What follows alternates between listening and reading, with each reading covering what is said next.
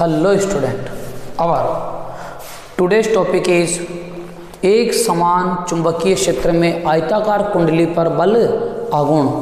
बोले तो torque on the rectangular loop in uniform magnetic field. ये क्लास 12th के चैप्टर 7 का टॉपिक है। क्लास 12th के chapter 7 magnetic effect of current. Topic क्या है? Torque on rectangular loop, current loop, torque on rectangular current loop in uniform magnetic field. एक समान चुंबकीय क्षेत्र में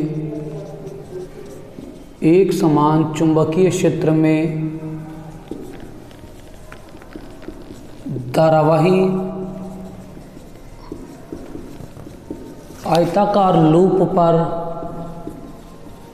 बल आघूर्ण। ठीक है भाई, कि मतलब कि जब मैं किसी रेक्टेंगुलर लूप को, करंट लूप को यूनिफॉर्म मैग्नेटिक फील्ड के अंदर रखता हूँ, जब मैं आयताकार लूप को मैग्नेटिक फील्ड के अंदर रखता हूँ तो उसके अंदर क्या प्रोड्यूस हो जाता है? उसके अंदर टॉर्क प्रोड्यूस हो जाता है। याद है? डायग्राम बनाते हैं, देखो ये एक मैग्नेट और एक दूसरा मैग्नेट। ये मैग्नेट का एन सिरा, ये मैग्नेट का एस सिरा। Magnetic field lines are passing through N to S outside the magnet और S to N inside the magnet. ठीक है, और रेक्टेंगुलर लूप है।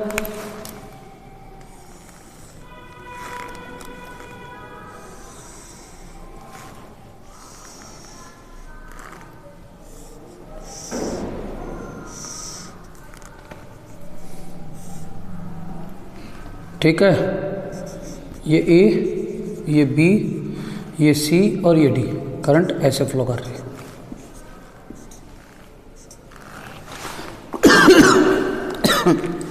सॉरी।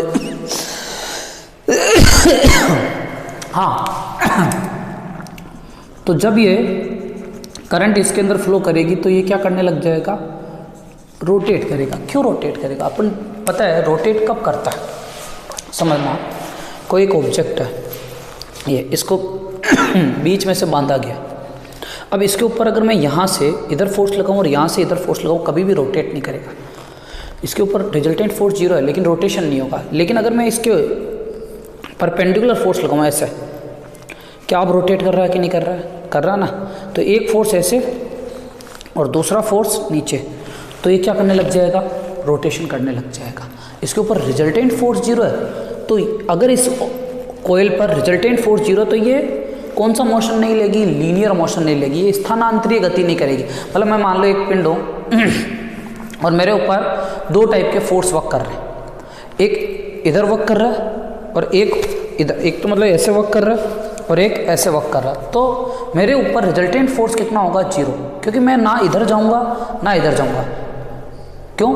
क्योंकि किसी भी ऑब्जेक्ट पर लगने वाले सभी फोर्सेस का अगर वेक्टर सम 0 हो तो वो ऑब्जेक्ट ट्रांसलेशनल इक्विलिब्रियम में रहेगा। मतलब वो ऑब्जेक्ट स्थानांतरीय संतुलन में रहेगा। ये ऐसा हो रहा है कि 10 न्यूटन का फोर्स इधर लग रहा है, 10 न्यूटन का फोर्स इधर लग रहा है, तो resultant force on the object is 0। और अगर रिजल्टेंट फोर्स 0 होगा तो ऑब्जेक्ट किधर भी नहीं जाएगा। वैसे ही कुंडली, वैसे ही कोयल, इस कोयल पर रिजल्टेंट फोर्स कितना लगेगा? 0 लगेगा। क्योंकि सोचो, ये ऊपर जा रहा है, मैग्नेटिक फील्ड किधर है? एक करंट ऊपर I L cross B, I L cross B, L की तरफ उंगलियां और बी की तरफ मोड़ो। बी किधर है? उधर। तो अंगूठा किधर आया? नीचे की ओर। तो इसमें फोर्स जो लग रहा है वो अंदर की ओर लग रहा है। एफ ए बी याद है, निकाला था आई एल बी। ये जो रेक्टेंगुलर लूप है इसका जो एरिया होता है वो होता है length into breadth. L is the length and B is the breadth, metre square. Clear है? ये एल है और ये बी है। इसी तरीके से इस पर भी निकाला था। अब इस पर देखो, करंट नीचे आ रही है, ये करंट नीचे, मैं अदर तो फोर्स किधर लग रहा है, मैग्नेटिक फील्ड किधर है, इधर है, येलो मैग्नेट, तो फोर्स किधर लग रहा है, आउटसाइड। देखो वापस समझना कि मैग्नेटिक फोर्स क्या होता है, एफएम किसी करंट कैरिंग कंडक्टर को जब यूनिफॉर्म मैग्नेटिक फील्ड में रखते हैं तो ये उसके ऊपर फोर्स लगता है ILB साइन थीटा, ये उसके ऊपर फोर्स लगता है। और ये अपन ने प्रीवियसली पढ़ लिया। तो L की तरफ उंगलियां रखनी, L किधर होगा, जिधर करंट होगी, L की तरफ उंगलियां रखनी और उसके किसकी तरफ बोलना है, B की ओर। यहाँ L किधर है, करंट नीचे की ओर जा रहा है, करंट नीचे की ओर जा रहा है, तो मान लिया L किधर है, नीचे, L नीचे, B किधर है, उधर, ये B की ओर उंगलियां मोड़नी है, मुड़ रही है, तो अंगूठा किधर आ रहा है भाई, सामने, तो मैग्नेटिक फोर्स किधर लगेगा, सामने की ओर। यहाँ मैग्नेटिक फोर्स अंदर की ओर और इस वाले पर मैग्नेटिक फोर्स बाहर की ओर, FCD, और वो भी वैल्यू क्या होगी, ILB। तो दोनों मैग्नेटिक फोर्स, मतलब एक कोयल है जिसके ऊपर एक मैग्नेटिक फोर्स बाहर की ओर और एक मैग्नेटिक फोर्स अंदर की ओर, तो इस वाली कोयल के अंदर, इस रेक्टेंगुलर कोयल के अंदर ये वाला क्या प्रोड्यूस कर देगा, मैग्नेटिक टॉर्क, बल आघूर्ण। और जहां बल आघूर्ण उत्पन्न हो गया, जहां टॉर्क प्रोड्यूस हो गया, वो ऑब्जेक्ट क्या करने लग गया, अपनी एक्सिस पर रोटेट करने लग गया, अपनी कुंडली अपनी एक्स पर घूमने लग गया। ये ध्यान रखना, जहां टॉर्क प्रोड्यूस होगा वहां घूमना होगा, जहां टॉर्क प्रोड्यूस होगा वहां रोटेशन पक्का प्रोड्यूस होगा। तो यहाँ इस रेक्टेंगुलर कॉइल पर अपन ने प्रीवियसली वीडियो में डिस्कस करा था कि resultant force on rectangular current loop is 0, so that it is in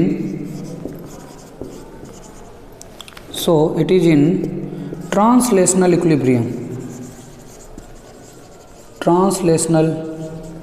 equilibrium बोले तो स्थानांतरीय संतुलन में रहेगा, स्थानांतरीय संतुलन में रहेगा, मतलब कि ये अपनी एक जगह से दूसरे जगह पर नहीं जा सकता।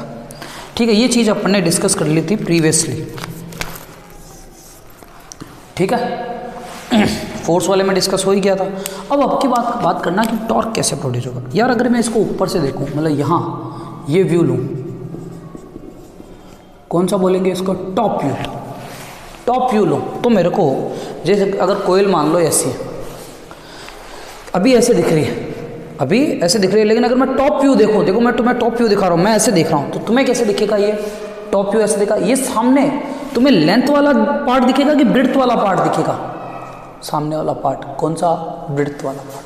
तो तुम्हें ब्रेड्थ वाला पार्ट दिखेगा, कैसे, तो इसका टॉप व्यू की बात करें,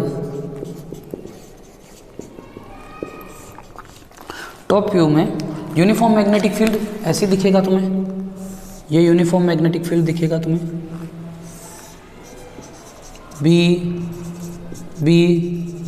बी यूनिफॉर्म मैग्नेटिक फील्ड बोले तो एक समान चुंबकीय क्षेत्र।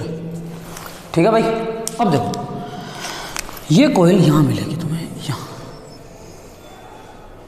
ये इस तरीके से मिलेगी, और किस एंगल पर मान लेते हैं कि ये इससे कितना एंगल पर है, थीटा एंगल पर, है ना। ठीक है, थीटा एंगल पर है, और इस कोयल पर फोर्स किधर लग रहा है, आउटसाइड, FILB लग रहा है, और इस कोयल पर फोर्स किधर लग रहा है, इनसाइड, इस वाली रोड पर, FILB। अगर मैं इन दोनों को देखूं, यहाँ बीच में मेरे को टॉर्क निकालना है, यहाँ पर O पर, ये कोई भी, अब टॉर्क कैसे निकलता है, फोर्स इनटू परपेंडिकुलर डिस्टेंस। अब ये वाली टोटल कितनी है, B है,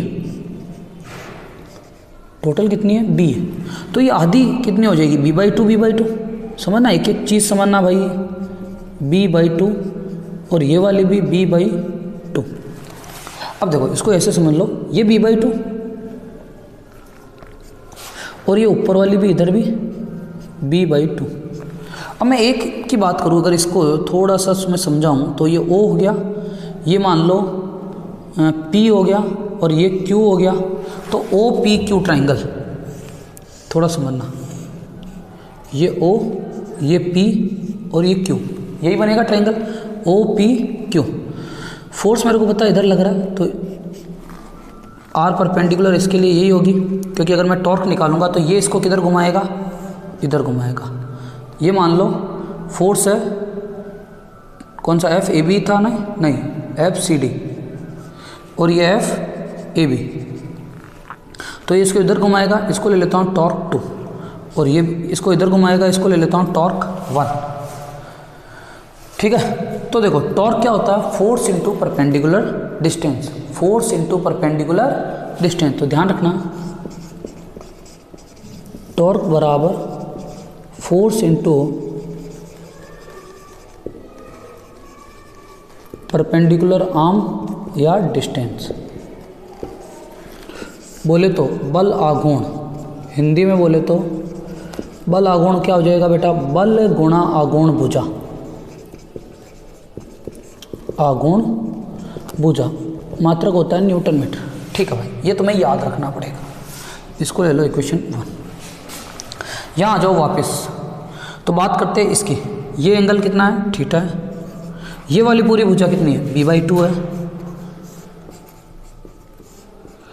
अब समझना b/2 है ये वाली, थीटा के पास वाला कंपोनेंट, थीटा के पास वाला कंपोनेंट क्या होता है भाई, b/2 कोस थीटा, और थीटा के अपोजिट वाला कंपोनेंट b/2 साइन थीटा। मेरे को बताओ ये जो फोर्स है, ये जो फोर्स है किसके परपेंडिकुलर है, इसके है, b/2 कोस थीटा के। तो देखो, तो टॉर्क 1, तो टाउ बराबर क्या हो जाएगा, टाउ 1 प्लस टाउ 2। अब तुम बोल के सर दोनों में प्लस क्या है, देख ये इसको किधर घुमा रहा है, एंटी क्लॉकवाइज, ये भी किधर घुमा रहा है, एंटी क्लॉकवाइज। जब दोनों ही एंटी क्लॉकवाइज घुमा रहे हैं तो क्या आएगा, प्लस। अगर दोनों क्लॉकवाइज घुमाते तो आता प्लस, लेकिन एक एंटी क्लॉकवाइज और अगर एक क्लॉकवाइज घुमाता तो क्या आता, माइनस। क्योंकि सोचो कि एक ऑब्जेक्ट है, इस पर इधर फोर्स ऊपर की ओर लग रहा है, इधर ये इसको किधर घुमा रहा है, एंटी क्लॉकवाइज, ये इसको किधर घुमा रहा है, क्लॉकवाइज। तो दोनों एक दूसरे के एंटी टॉर्क प्रोड्यूस कर रहे हैं कि नहीं कर रहे हैं, दोनों एक दूसरे के विपरीत बल आघूर्ण उत्पन्न कर रहे हैं कि नहीं कर रहे हैं, कर रहे हैं। और अगर विपरीत बल आघूर्ण उत्पन्न करेंगे तो दोनों पर जो परिणामी बल आघूर्ण होगा, दोनों में जो रिजल्टेंट टॉर्क होगा, वो एक दूसरे को कैंसिल कर देंगे। क्लियर। अब देखो टाउ 1 की बात करते हैं। टाउ 1 किसकी वजह से, इसकी वजह से। तो टाउ 1 के लिए फोर्स क्या है, एफ ए बी, और आर्म क्या है, ये देखो इसको ले लिया तुमने ओ पी क्यू, ये ले लो आर, और ये ले लो एस।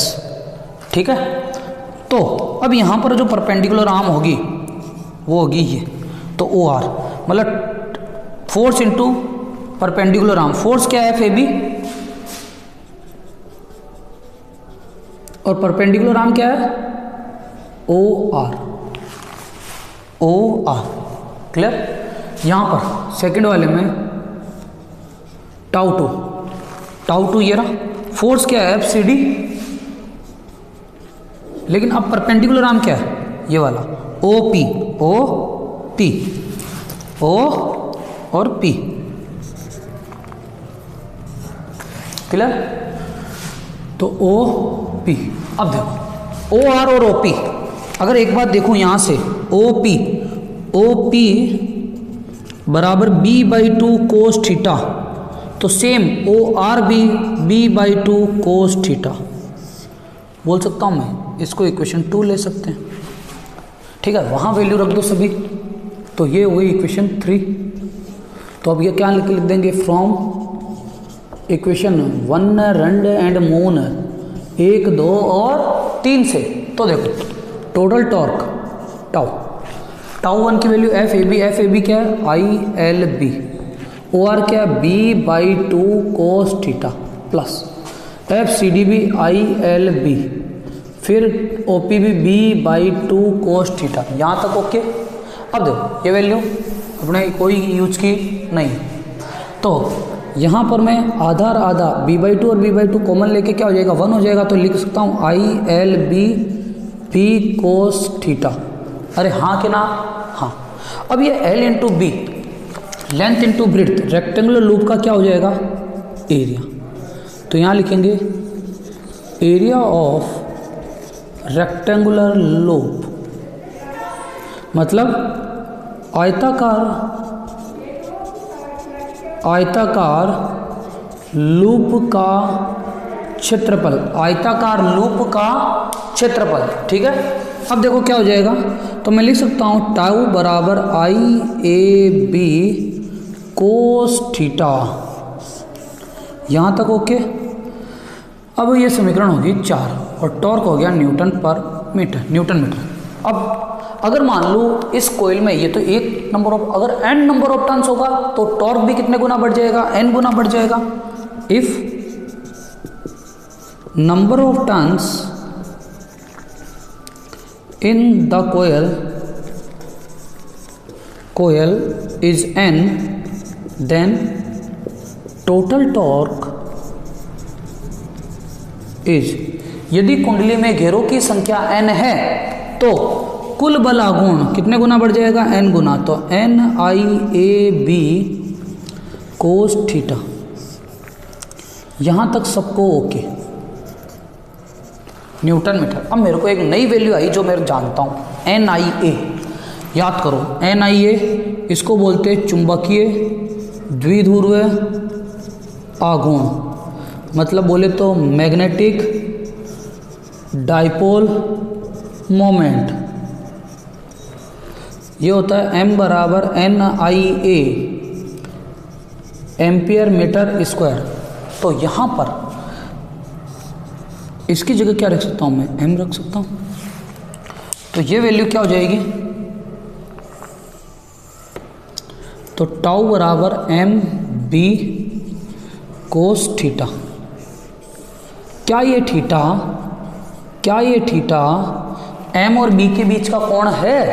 अब देखो ये कोयल, समझना एक बार, रियल में ये कोयल है, ये कोयल है। अब ये कोयल अगर मैं यहाँ रख दूँ तो ये कोयल और इसका क्षेत्रफल सदिश, इसका एरिया वेक्टर की देख परपेंडिकुलर टू द प्लेन। तो जिधर एरिया वेक्टर होगा उधर ही मैग्नेटिक डाइपोल मोमेंट की डायरेक्शन होगी। ये इस चीज़ को समझना भाई, जिधर एरिया वेक्टर होगा उधर मैग्नेटिक डाइपोल मोमेंट की डायरेक्शन होगी। तो किधर होगी डायरेक्शन, अपवर्ड होगी। अरे हाँ कि ना, हाँ, क्यों, क्योंकि एरिया वेक्टर जिधर होगा उधर ही मैग्नेटिक डाइपोल मोमेंट होगा, क्योंकि m बराबर NIA, n constant, I scalar, a vector कौन बचा, a, मतलब जिधर एरिया वेक्टर उधर ही मैग्नेटिक डाइपोल मोमेंट अर्थात चुंबकीय द्विध्रुव आघूर्ण की दिशा होगी। और किसी भी तल के क्षेत्रफल सदिश की दिशा तल के लंबवत होती है। तो ये अगर कुंडली है, ये अगर कोयल है, ये कोयल है, तो इसके एरिया वेक्टर की डायरेक्शन क्या होगी, परपेंडिकुलर टू द प्लेन, ऐसे। तो देखो ये क्लियर है, तो इसको बना के देते हैं। तो ये किधर होगी डायरेक्शन, ये m। अब m इधर, समझना एक एक चीज, m इधर, थीटा इधर। तो ये वाला जो एंगल है ना, ये मैं मान लेता हूँ अल्फा। ये क्या एंगल हो गया, अल्फा हो गया, क्योंकि देख m और सॉरी ये 90 हो गया, और m और b के बीच का एंगल यही है, m और b। इसको मैं लेट कर लेता हूँ अल्फा। तो यहाँ लिख देते हैं let angle between m and b is alpha. अब देख, सबसे बड़ी चीज़ अगर कैलकुलेशन होगी वो यही होगी। मैं इसको ऐसे बनाता हूँ, ये b है और यहाँ से ये m है, ये अल्फा है ना, ये अल्फा है और ये थीटा है। ये क्योंकि कोयल है ना, ये थोड़ा समझो इसको, ये कोयल, ये थीटा और ये अल्फा। और यहाँ से मेरे को क्या पता चल रहा है कि थीटा प्लस अल्फा बराबर 90 डिग्री। तो थीटा बराबर 90 माइनस अल्फा। बोल सकता हूँ, नहीं बोल सकता, बोल सकता हूँ। तो ये पुट करो, तो क्या लिखेंगे, put theta is equals to 90 minus alpha in equation 6। तो टाउ बराबर MB कोस 90 माइनस अल्फा। हाँ भाई, कोस 90 minus alpha sine theta, sine alpha, ध्यान रखना, कोस 90 माइनस अल्फा साइन अल्फा, कोस 90 minus alpha sine alpha. Bio वाले याद कर लेना, मैथ्स वाले को पता है। तो MB sine alpha, that is the magnetic torque. यही है चुंबकीय बल आघूर्ण। समीकरण 7 न्यूटन मीटर, क्योंकि बल आगुण एक सदिश राशि है। तो भाई देख ए बी साइन थीटा, याद करो सदिश गुणनफल, सदिश गुणनफल वेक्टर प्रोडक्ट क्या होता है, ए क्रॉस बी बराबर ए बी साइन थीटा, होगा कि नहीं होगा। तो अगर मैं बोलूं एम बी साइन अल्फा, क्या लिख सकते हो, एम क्रॉस बी, तो टाउ बराबर एम क्रॉस बी बोले तो M B sine alpha, where alpha is the angle between M and B, equation number 8 newton metre. बोलो क्लियर है नहीं है। अब यहां पर दो केस हो सकते हैं सेम, कि पहला केस क्या होगा, जब अल्फा 0 डिग्री मतलब m is parallel to b। दूसरा केस क्या होगा, जब अल्फा 90 डिग्री मतलब m is perpendicular to b। Sine 0 की वैल्यू 0 और साइन 90 की वैल्यू 1, तो यहाँ पर क्या हो जाएगा, टॉर्क 0 और यहाँ पर टॉर्क क्या हो जाएगा, एम बी, जो कि कौन सी वैल्यू रहेगी, मैक्सिमम वैल्यू रहेगी। तो मैक्सिमम टॉर्क अगर हो तो वो एन आई ए बी के इक्वल होगा। बोलो क्लियर है नहीं है। तो ये कब होगा, ध्यान रखना, जब कोयल, इसको इस चीज़ से समझना कि ये कोयल थी, एम और बी, एम किधर है ये और बी किधर है ये एम है, समझना ये एम है, ये एम।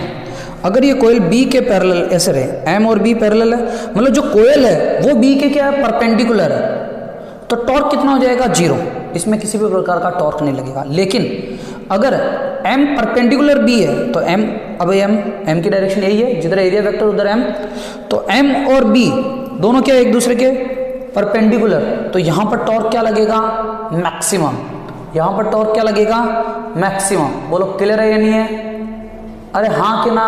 तो ध्यान रखना, जब रेक्टेंगुलर कोयल मैग्नेटिक फील्ड के परपेंडिकुलर रहेगी तो ये वाला केस काम करेगा, ध्यान रखना, क्योंकि कोयल परपेंडिकुलर है पर इसका जो एरिया वेक्टर है वो मैग्नेटिक फील्ड की डायरेक्शन में है, तो थीटा क्या हो जाएगा, 0 और साइन 0 की वैल्यू 0। और जब कोयल मैग्नेटिक फील्ड के पैरेलल में रहेगी तो उसका एरिया वेक्टर क्या है, उसके परपेंडिकुलर बी के, तो वहां पर टॉर्क मैक्सिमम लगेगा। बोलो क्लियर है नहीं है। तो ये आज के अपने जो डेरिवेशन थी, torque on the rectangular current loop in uniform magnetic field, एक समान चुंबकीय क्षेत्र में जब आयताकार कुंडली पर बल आघूर्ण लगता है वो लगता है NIAB साइन अल्फा। क्लियर है। तो आज के लिए बेटा थैंक यू।